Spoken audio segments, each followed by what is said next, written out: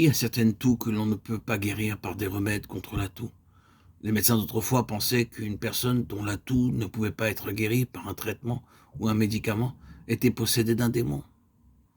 Lorsque les médecins commencèrent à examiner le sang au moyen du microscope, ils découvrirent que la toux était provoquée par de nombreux corpuscules blancs, et lorsqu'on donnait un traitement adéquat, la toux cessait. Les patients alors pouvaient dire « Quel merveilleux docteur, j'ai bu des tonnes de médicaments sans résultat. » Mais ce médecin expert m'a tout juste fait 2 injections et j'ai été guéri. Cependant, en réalité, c'est la découverte du microscope qui avait permis le succès. Laissez la lumière de Dieu entrer pleinement en vous, ne l'en empêchez pas. Au début, ce sera une expérience très humiliante. Saül était extrêmement orgueilleux de sa connaissance, de son intelligence, mais la lumière de Dieu le jeta à terre.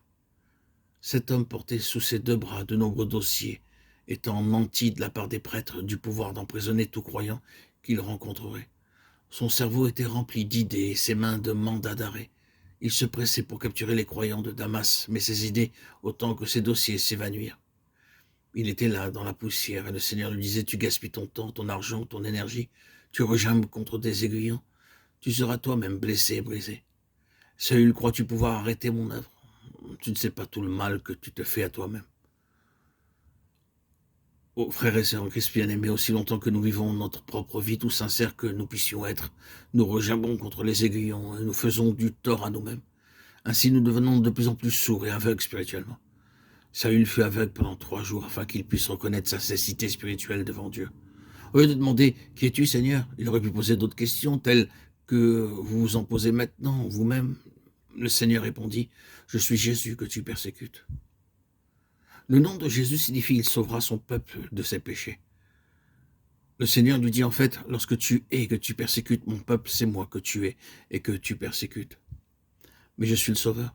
Bien que tu haïsses mon nom et que tu blasphèmes, je t'aime cependant. Saül, c'est pour toi que j'ai versé mon sang et que j'ai donné ma vie. » Le Seigneur vous dit la même chose. Vous pouvez le respecter, mais la question suivante se présente néanmoins. A-t-il pardonné vos péchés? Vous a-t-il délivré de votre nature de péché? Est-il venu vivre en vous? Prenons un exemple. Voilà un médecin très capable et extraordinaire. Aussi les gens accourent chez lui, en foule et de très loin. Si je dis cela à d'autres, ils peuvent me poser la question. Mais vous a-t-il guéri? Avez-vous jamais été le voir? Si je dis non, pas moi, mais c'est ma femme qui le dit.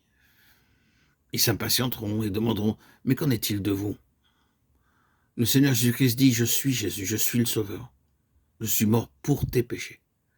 Si vous dites qu'il est devenu votre Sauveur, l'en avez-vous remercié? Avez-vous obtenu l'assurance que vos péchés sont effacés? Vous a-t-il libéré de votre nature de péché? Est-il venu habiter en vous?